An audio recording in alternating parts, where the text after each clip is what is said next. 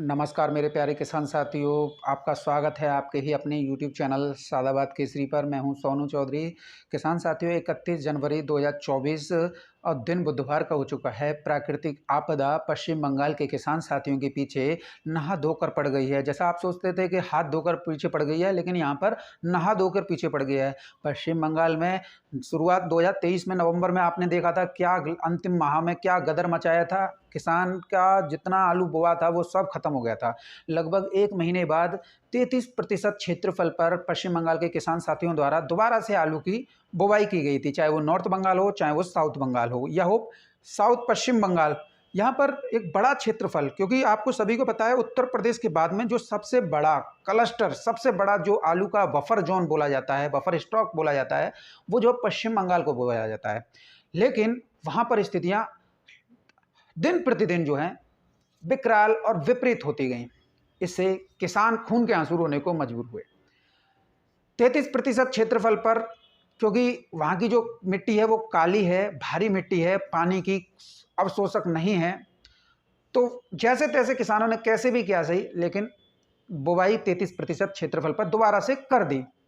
लेकिन इसी दरमियान 14 जनवरी को हुई बारिश ने साउथ बंगाल के कई इलाकों को अपनी चपेट में ले लिया, जिससे किसान वहाँ पर दोबारा से जो है बर्बाद हुए।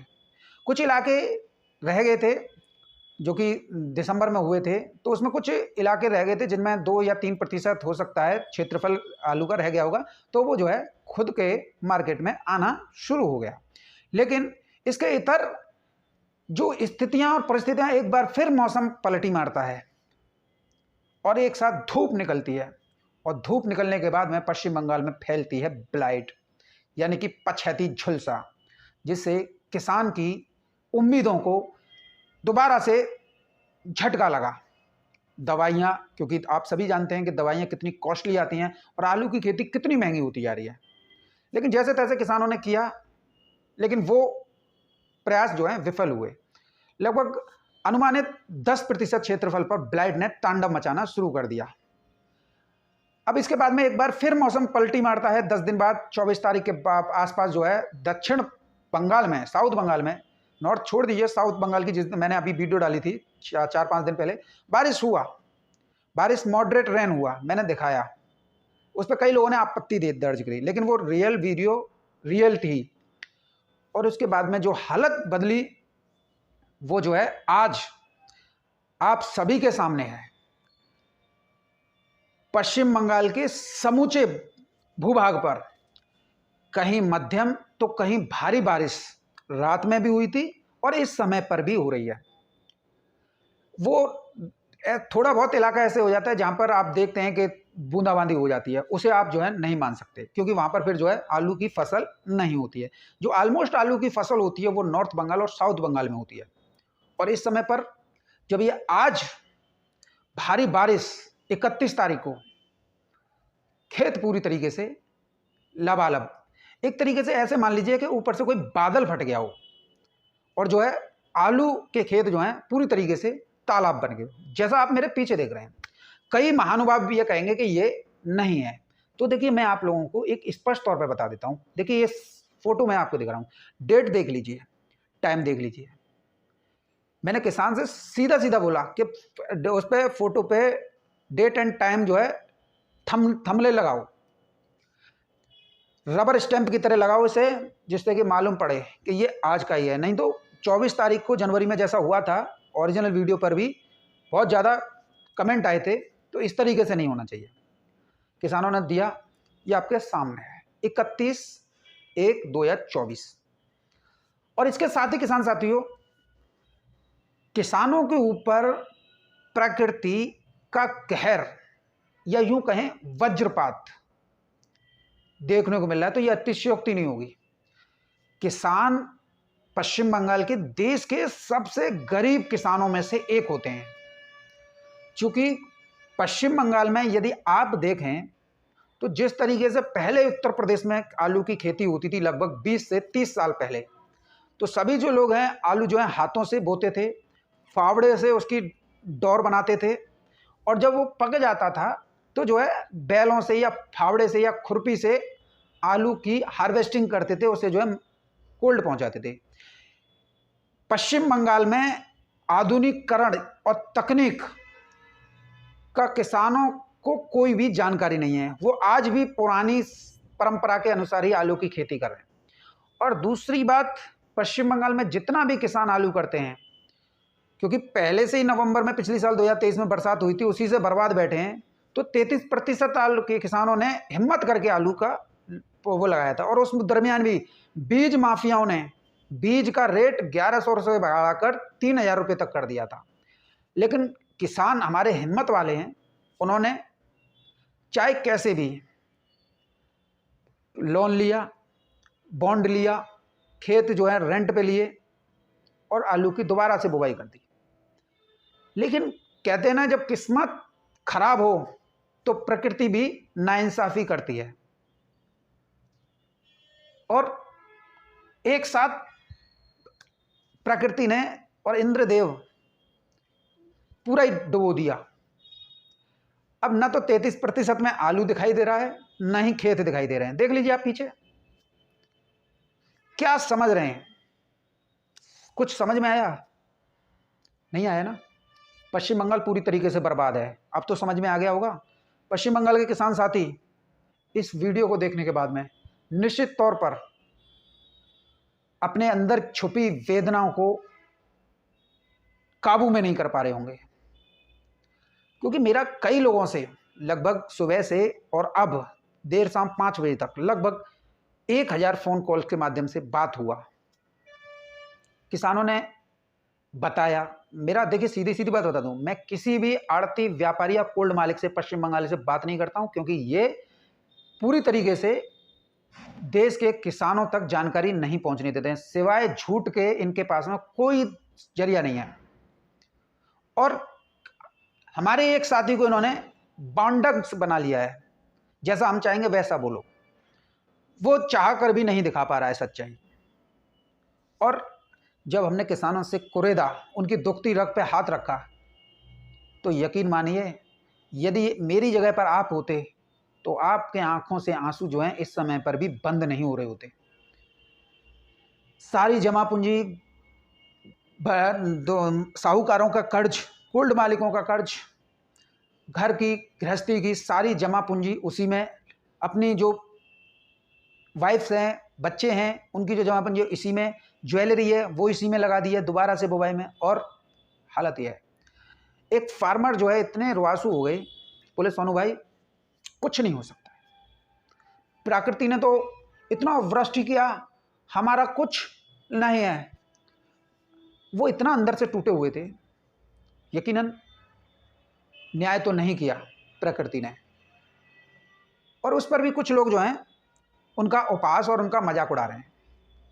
देखिए मैं आप लोगों को सीधी सीधी बता दूं, पश्चिम बंगाल में डीप डिप्रेशन और ऊपरी वेस्टर्न डिस्टर्बेंस जो कि हिमालय तट से टकराता हुआ वो वहां होकर गुजर रहा है, जिसकी वजह से नॉर्थ में भी बारिश देखने को मिल रही है, नॉर्थ बंगाल में। और इधर जो है साइक्लोनिक सिस्टम जो है म्यांमार की उसमें बना हुआ था, जिसे आप जो है वर्मा भी बोलते हैं कंट्री, उसका जो डीप डिप्रेशन है वो एकदम साइक्लोनिक का सिस्टम ले गया और वो वहीं से वहीं जो है साउथ को, साउथ बंगाल, साउथ वेस्ट और साउथ ईस्ट बंगाल को जो है पूरी तरीके से तरबतर सरोवर कर रहा है। ये प्रमाणिक है इस चीज का कि किस तरीके से बरसात है, और इससे किसान पूरी तरीके से बर्बाद है। फसल पूरी तरीके से चौपट हो चुकी है बंगाल में। कोई भी दिशा और इशारा नजर नहीं आ रहा है जिससे किसानों की जो नुकसान हुआ है उसकी भरपाई की जा सके, क्योंकि प्रकृति ने ना भूलने वाला जख्म चौथी बार पश्चिम बंगाल के किसान साथियों को दिया है। आलू उत्पादन के क्षेत्र में पश्चिम बंगाल दूसरा सबसे बड़ा राज्य है, और आज हुई बारिश ने इसे पूरे देश में 6वें नंबर पर पहुंचा दिया है। अब कहीं थोड़ी बहुत इलाके में नहीं हुई हो तो वो इसमें श्रेणी में नहीं आता है, क्योंकि नुकसान पूरे उसमें है। तो इधर आप समझ सकते हैं कि प्रोडक्शन जो है इस बार पश्चिम बंगाल में बहुत ज़्यादा गिर गया है। कई इसमें आंकड़े लगाएंगे सभी के आंकड़े इस समय पर प्रकृति की मार ने ध्वस्त कर दिए हैं और अभी लगातार 1 फरवरी, 2 फरवरी, 3 फरवरी को अतिवृष्टि है आपके पश्चिम बंगाल में। मैं रेगुलर किसानों से कैसे भी अरेंज करूं वीडियो फोटोग्राफ्स आप लोगों तक पल पल की अपडेट पहुंचाता रहूंगा, जिससे कि आपको पूरी जानकारी स्पष्ट तौर पे मिलती रहे। देखिए, कई हमारे व्यापारी भाई ऐसे होते हैं, आड़ती भाई ऐसे होते हैं, या कोल्ड मालिक ऐसे होते हैं जिन्हें इस बारे में जानकारी नहीं होती है, और होती भी है कुछ को तो वो जो है आपस में जो है सार्वजनिक नहीं करना चाहते। वो कहते हैं कि ये जितना नुकसान हुआ तो पहले से ही तैयार बैठे थे निवेश करने के लिए, लेकिन अब जो बारिश हुआ है उससे कोल्ड मालिक तो समझ गए, लेकिन व्यापारी और आड़ती नहीं समझ पाए, क्योंकि कम्युनिकेशन का जो माध्यम है वो जो है ढीला है। थर्ड पार्टी या फोर्थ पार्टी के थ्रू जो है वो जो है जानकारी एकत्रित करते हैं। कुछ जो है यूट्यूबरों के भरोसे हैं।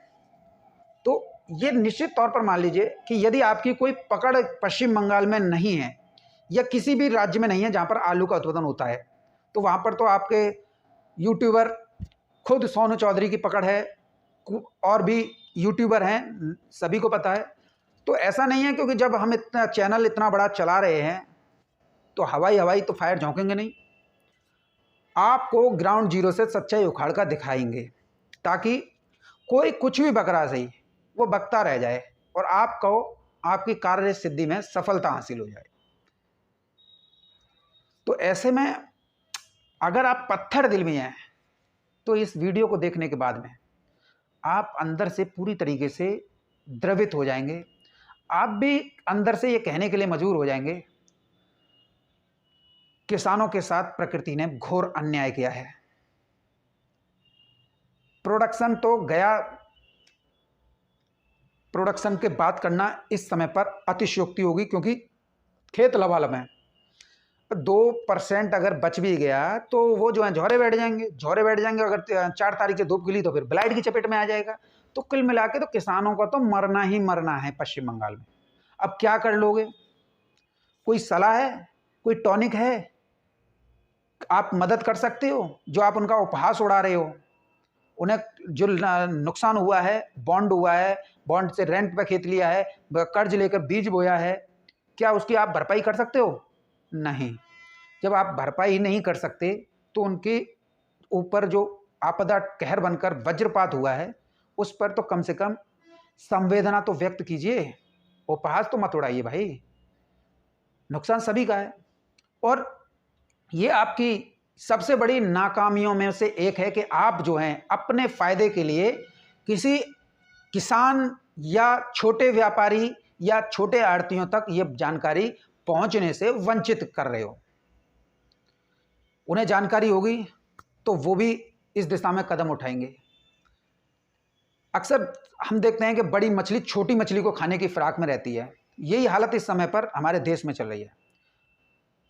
बड़े बड़े आलू के कारोबारी धन्ना सेठ छोटे छोटे कारोबारियों को अपने आगे की कुछ नहीं समझ रहे, लेकिन वो इस जो इनकी जो पॉलिसी है मोनो पॉलिसी, इसमें वो कामयाब नहीं हो पाएंगे, क्योंकि यहाँ पर सोनू चौधरी बैठा है। छोटा व्यापारी हो या छोटा कोल्ड मालिक हो या छोटा आलू कारोबारी हो, व्यापारी हो, सबको सोनू चौधरी के माध्यम से एक परस्पर 100% ऑथेंटिक जानकारी मिलती रहेगी। और किसान साथियों, जहां पर सबसे ज्यादा बारिश से नुकसान हुआ है पश्चिम बंगाल में, वो जिले भी जान लीजिए। बुलेटिया, पुरुलिया, पूर्वी पश्चिमी वर्धमान, धूपगिरी, बाकुंडा, हुगली, नादिया, मेमारी, कालना, बोइंची, यहाँ पर बहुत ज़्यादा बारिश जो है हुई है। और ये आलू का गढ़, आलू के जिले माने जाते हैं पश्चिम बंगाल में। और नॉर्थ बंगाल में भी हालत बहुत ज़्यादा क्रिटिकल है।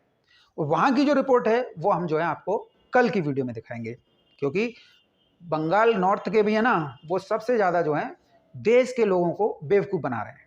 तो ऐसे में पश्चिम बंगाल में जो नुकसान हुआ है उन किसानों के प्रति हमारी गहरी संवेदना है। प्रकृति ने जो उनके साथ क्रूर मजाक किया है वो वाकई अंदर से झकझोर देने वाला है। हम पल पल की अपडेट लगातार पश्चिम बंगाल की आप लोगों तक दिखाते रहेंगे। साथ ही आप लोगों से निवेदन और आग्रह यही करेंगे, पश्चिम बंगाल के किसान साथियों के उपहास ना उड़ाएं, उनके साथ कंधे से कंधा मिलाकर खड़े होइए, उनका जितना संभव हो सके उनका जो है हौसला अफजाई कीजिए। होने को तो कुछ नहीं होना है, लेकिन आपका एक हौसला अफजाई उन किसानों को एक उम्मीद की किरण भी दिखाएगा। आलू ना सही दूसरी फसल तो करेंगे, उसमें उन्हें कुछ ना कुछ बेनिफिट मिल जाए। तो ये काम आप लोग कर सकते हैं, किसी की उपहास उड़ाने की अपेक्षा उनकी संवेदनाएं और उनकी हौसला अफजाई कर कर। तो किसान साथियों, वीडियो में मेरे साथ में इतना ही।